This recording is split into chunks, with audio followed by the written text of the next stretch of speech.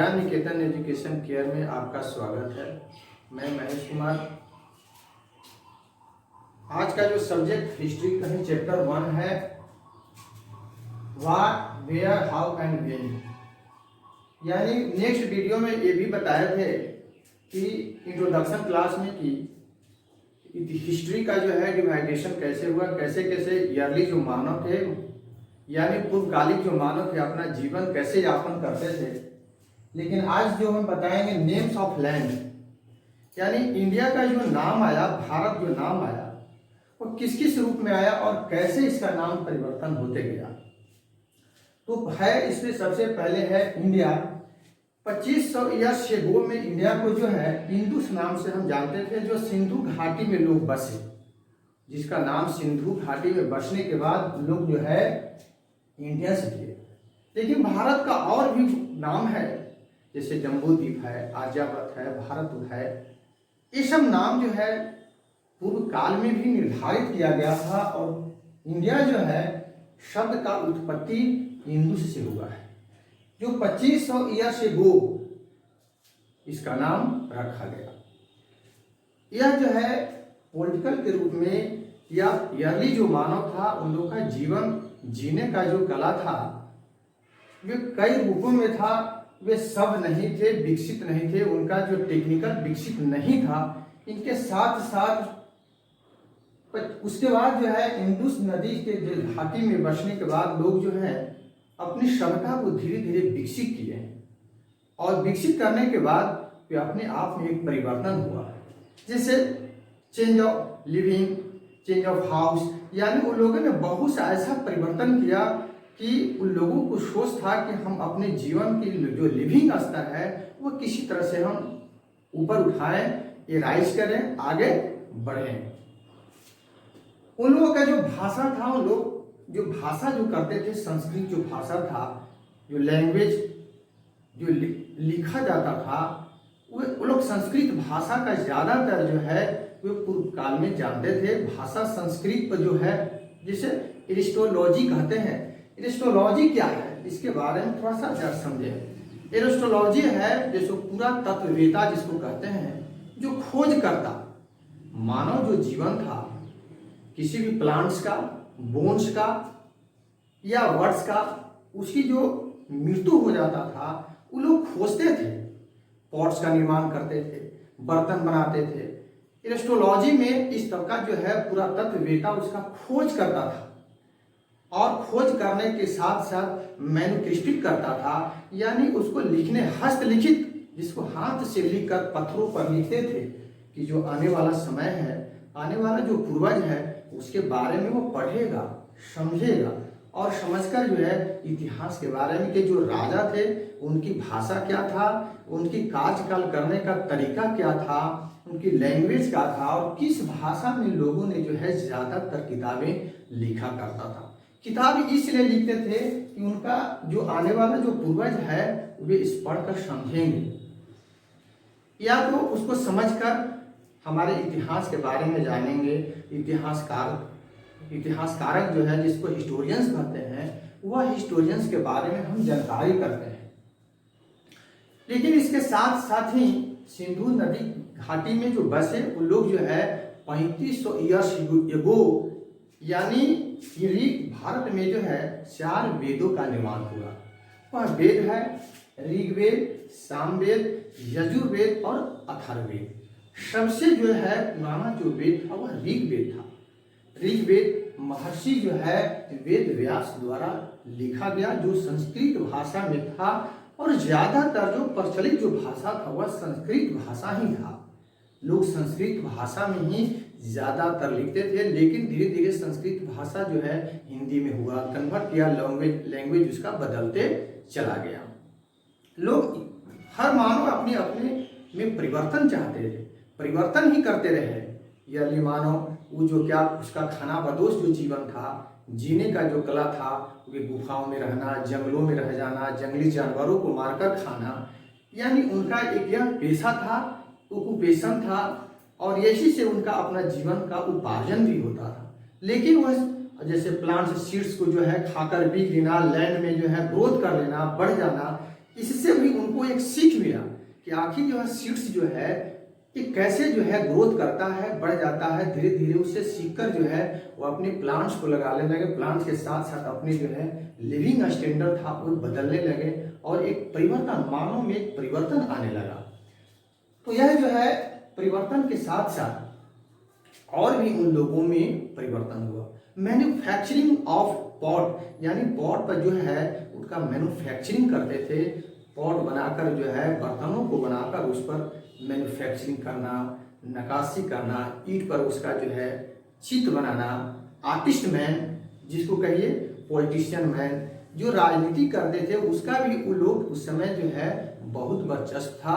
भाषा के साथ साथ जो इतिहासकार होते थे वे राजा के जीवनी को ही लिखे थे कि राजा का कर्तव्य क्या था, राजा अपनी प्रजा पर राज कैसे करता था, राज करने के साथ साथ उनकी विधि व्यवस्था क्या था, एडमिनिस्ट्रेटिव यानी कानून स्थापित करने पर प्रजा पर क्या कानून था, जब गलतियां होती थी उस पर क्या वे कानून लगाते थे।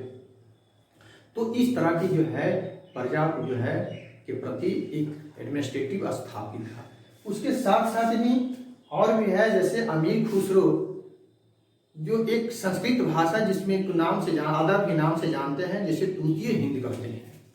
ये जो है राजा के दरबार में सुशोभित थे। राजा जो है अपने दरबार में विद्वान को भी रखता था, इसलिए कि कानून व्यवस्था को संचालित करना, टैक्स लेना, टैक्स लेने के साथ साथ अपने ग्रामीण क्षेत्रों में जो प्रजा है उसकी जो है देख रेख करना। उसके राजा का जो मंत्री होता था उसका यही कर्तव्य था कि प्रजा के हर जो है उसको पूरा करना, उसकी एडमिनिस्ट्रेटिव को स्थापित करना, एडमिनिस्ट्रेटिव के साथ साथ उसकी विधि व्यवस्था में भी उत्पन्न करना।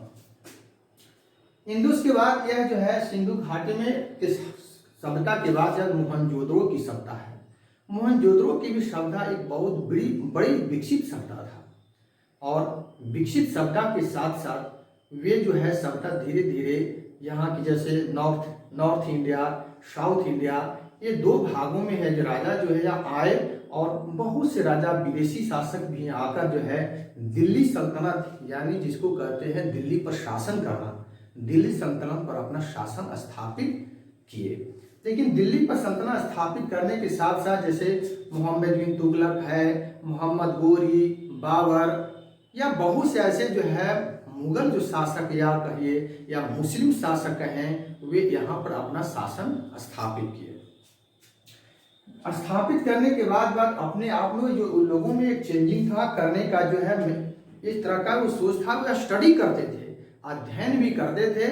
पत्थरों पर लिखने की जो कला था जिसको एरिस्टोलॉजी जो जिसको कहते हैं, पुरातत्ववेत्ता में क्या करते थे वो लोग कि पत्थर पर लिखते थे, हाथ से लिखने थे, जो करते थे वह लिखकर जो है वे लोगों को इसलिए धरोहर के रूप में, जैसे लाइब्रेरियन है या जिसको पुस्तकालय कहते हैं या संग्रहालय है, उसमें उसको संग्रहित किया जाता था। संग्रह कर करके उसकी जो है रखा जाता था। जैसे अजंता की गुफा है, एलोरा की गुफा है, ये सब में जो है इन गुफाओं में जो है बहुत सा जैसे बौद्ध धर्म, जैन धर्म, ये सभी धर्मों का जो है उसका पूर्ण रूप से जो है उसकी संग्रह किया और लिखा हुआ है। क्या अशोक राजा है तो उसका शासन कैसी व्यवस्था था, मुगल वंश में जो है बाबर की व्यवस्था कैसा था, तुगलक वंश की व्यवस्था क्या था, मोहम्मद गोरी का शासन करने का भारत पर क्या उसका सोच था, यहाँ की उसका आने का क्या मकसद था, क्या वह करना चाहते थे। इस तरह की जो है व्यवस्थाएं पूर्ण रूप से जो है वह विकसित था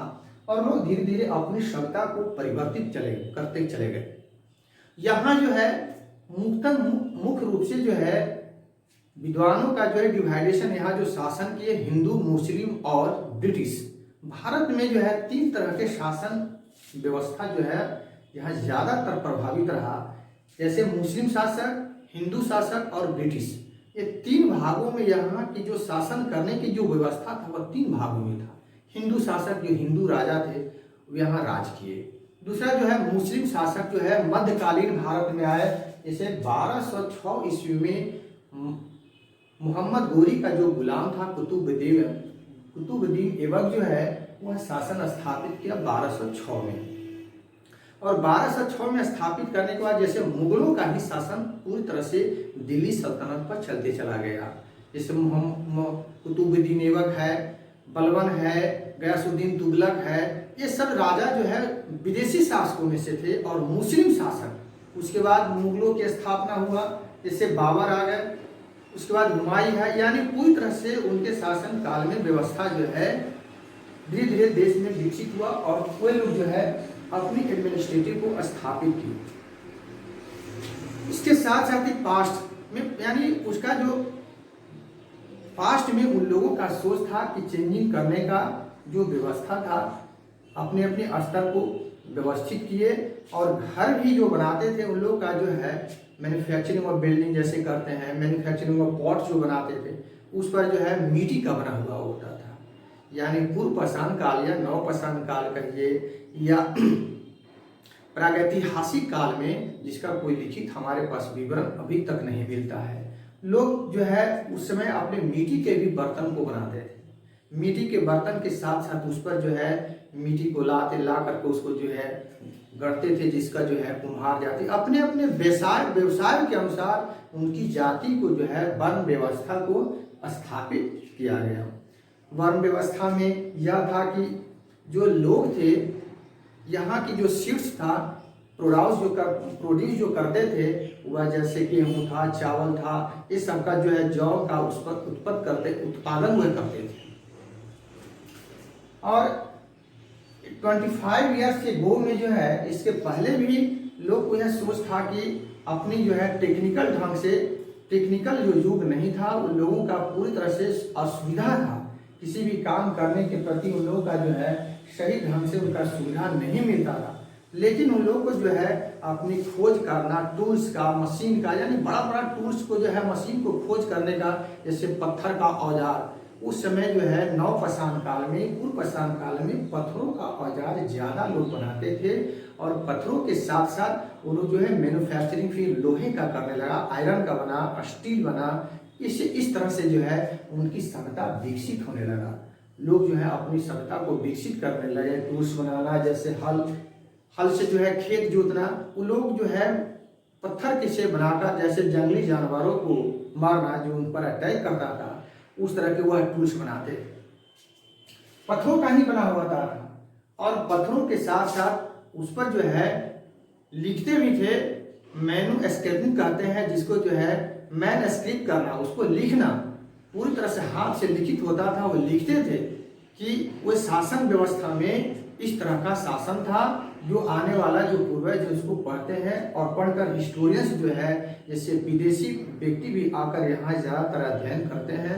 विदेशी व्यक्तियों में आकर यहाँ पर ज़्यादातर पढ़कर यहाँ की सभ्यता, संस्कृति और लैंग्वेज, भाषा को पढ़े और समझे कि यहाँ की व्यवस्था क्या था। यहाँ रिलीजियंस जो थे, धर्म जो यहाँ बहुत सारे लोग थे, कौन कौन धर्म के लोग थे, हिंदू है, सिख है, मुस्लिम, ईसाई, बहुत से लोग यहाँ धर्म के लोग रहते थे।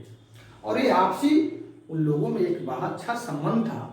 और हड़प्पा की सभ्यता में या मोहनजोदड़ो की सभ्यता या सिंधु घाटी की सभ्यता या मेसोपोटामिया की सभ्यता, ये सब विकसित सभ्यता था, एक बहुत बड़ी दुनिया था, विकसित था। लेकिन आज जो भी यह सभ्यता है ये सब समाप्त हो गया। जैसे मोहनजोदड़ो की सभ्यता पूरी तरह से समाप्त हो गया, सिंधु घाटी की सभ्यता एक पूरी तरह से समाप्त हो गया। सिंधु जो है यह सिंधु नदी के नाम से ही जो है यह आया, इंडस जिसका जो कहते हैं सिंधु नदी के नाम बदलकर इंडस कर दिया। पहले उसको जो है इंडस कहते हैं, अब उसको सिंधुस नाम आया, उसके बाद जो है इंडिया आया। और उसके बाद धीरे धीरे देश में जो है विदेशी शासकों का यहाँ वर्चस्व बढ़ते चला गया। मुगलों का भी शासन हुआ, तो मुगलों का भी जो व्यवस्था था वे अपना एडमिनिस्ट्रेट करना और उसका जो है नियम कानून को पालन करना।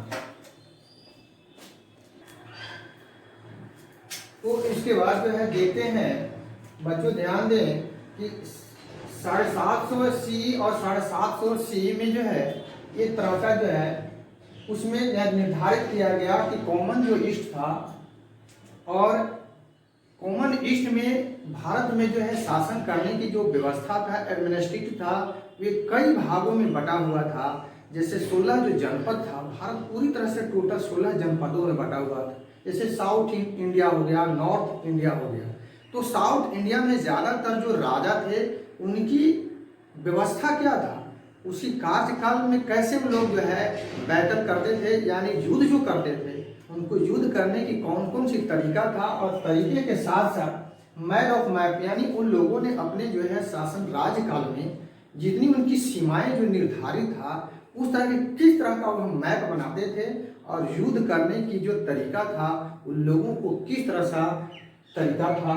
तो किंग ऑफ डिफरेंस, यानी सभी राजाओं को राज्य करने का जो तरीका था हर राजा का अलग अलग था, उनकी एडमिनिस्ट्रेटिव अलग था, यानी मैन्युफैक्चरिंग भी अलग था, उसके साथ साथ लैंग्वेज अलग था। हर राजाओं का अपना अपना जो है यहाँ इंडिया में आने के बाद कुछ कुछ जो है अपने व्यवस्था को बदले, और बदलने के साथ साथ 200 ईयर्स गो, यानी 2000 पहले जो है हम वहाँ की व्यवस्था को देखें तो इस तरह के इंडिया में जो 16 जो जनपद था, वे 16 जनपदों के जो राजा थे उसमें आपसी जो है मेल मिलाप नहीं था, सभी एक दूसरे से जो है नफरत था। उन लोगों में जो है अपनी प्रजा के साथ वृद्धि करना, प्रजों को आगे बढ़ाना, हर राजा के साथ एक दूसरे से द्वेष और ईर्ष्या भरा हुआ राज था।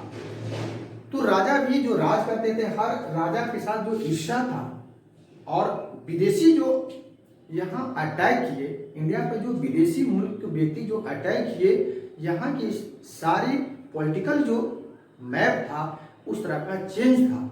यहाँ आपसी राजा में मत नहीं था, एकमत नहीं था, जिसके कारण उन लोगों का शासन व्यवस्था यहाँ स्थापित होने लगा। इसलिए कि जब एक राजा दूसरे विदेशी राजा जब अटैक कर रहा था तो सिर्फ वही राजा युद्ध कर सकते हैं। 16 जो जनपद था उस पर जो है मिलकर अटैक एक साथ रहकर युद्ध नहीं कर सकते, इसलिए उनकी शक्ति क्षीण हो जाता था।